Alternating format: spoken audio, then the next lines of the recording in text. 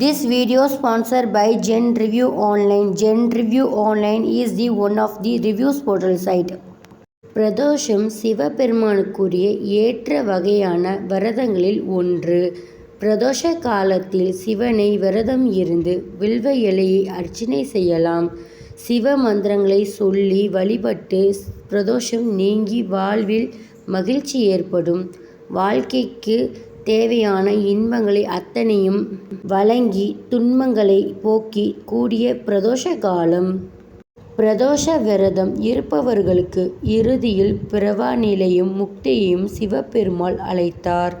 செவ்வாய்க்கிழமை வரும் பிரதோஷ கடனை தீர்க்கக்கூடிய இந்த நாளில் சிவபெருமானை ஒவ்வொரு கிழமைகளையும் வரும் பிரதோஷத்திற்கு ஒவ்வொரு தரிசிப்பு உண்டு. செவ்வாய்க்கிழமையில் வரும் பிரதோஷம் ருணம் விமர்சன பிரதோஷம். ருணம் கடனை குறிக்கக்கூடியது. கடன் பிரச்சனைகளில் தவிப்பவர்கள் ருணம் விமர்சன பிரதோஷ காலத்தில் மைத்ரா முகூர்த்த நேரத்தில் கடனை அடைக்கலாம்.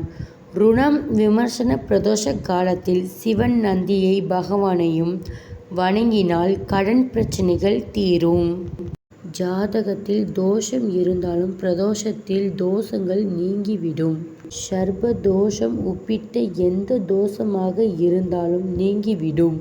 சிவன் சொல்லுக்கு மாறாத இன்பம் அளிப்பவர் சிவபெருமாள். அவருக்குரிய பிரதோஷ காலம் மிகவும் உன்னதமான காலம். பிரதோஷ காலத்தில் சிவ பூஜை செய்யாவிட்டால் சிவன் கோயிலுக்குள் இருந்தாலே நமக்கு இருக்கும் தோஷங்கள் அனைத்தும் நீங்கிடும். பிரதோஷ தினத்தன்று சிவனை வணங்கினால் சகலகலா தோஷங்கள் 7 ஜென்மத்துக்கு இருக்கக்கூடிய தோஷங்கள் பிரம்மாஸ்ரீ தோஷங்கள் விலகும். இந்த நாளில் நந்தி பெருமானை வேண்டி வணங்கி அருகம்புல் மாலை சாற்றி நெய் தீபம் ஏற்றி பின் பிரதோஷ வேளையில் சிவபெருமானை பிரதோஷ மூர்த்தியாய் தரிசித்த மூலம் அனைத்து தோஷங்களில் இருந்து விடுதலை பெறலாம். சிவன் அபிஷேக பிரியன். பிரதோஷ தினத்தில் கறந்த பால் கொடுத்து வழிபட வேண்டும். இளநீர் வாங்கி தரலாம். வில்வ இலை வாங்கி தரலாம். 7 சனி, அஷ்டமி சனி, அர்த்தாஷ்டம சனி ஆகிய நடைபெற்ற போது கடன் வாங்கி முயற்சி செய்யக்கூடாது. முக்கியமான செவ்வாய்க்கிழமை கடன் வாங்கக்கூடாது.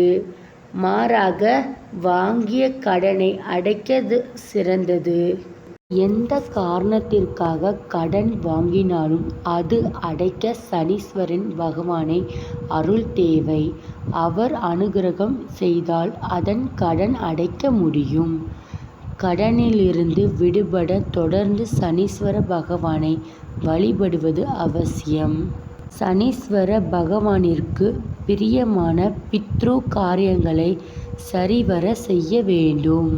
செவ்வாய்க்கிழமை என்பது செவ்வாய் பகவானிற்கு முருகப்பெருமானுக்கு ஏற்ற நாள் என்பதால் செவ்வாய்க்கிழமையில் வரும் பிரதோஷம் அன்று திருமண தடை, குழந்தை பாக்கிய பெற தடை இருப்பவர்கள் சிவபெருமானிற்கு சந்தனத்தால் அபிஷேகம் செய்யலாம்.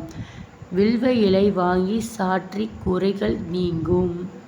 இதில் ஐப்பசி மாதம் வரும் பிரதோஷம் மிக சிறப்பு வாய்ந்ததாகும்.